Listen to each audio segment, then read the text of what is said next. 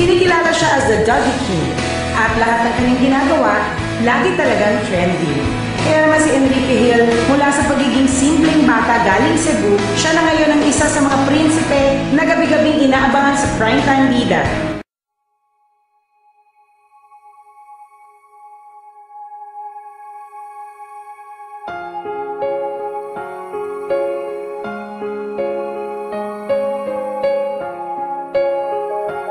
Mas boy ka ba?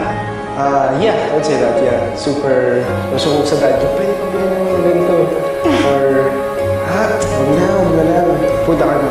Pabili naman. Sige. This is Happy. Si Happy, yes. Because I know you're very close to Happy. Yeah. Out of most people, when we talk sometimes, doon ako na parang, tumatama sa akin.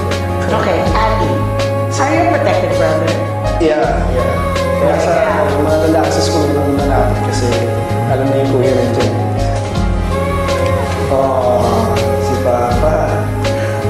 Graduation niya, naalala niya sa Montessori. Siya yung nag-magician sa party, gano'n na clown. Tapos every school siya nag-aatid, sundo. Tapos after school, movie kami kasi mga po nasa office naman. So siya na talaga nakakapanding namin girl.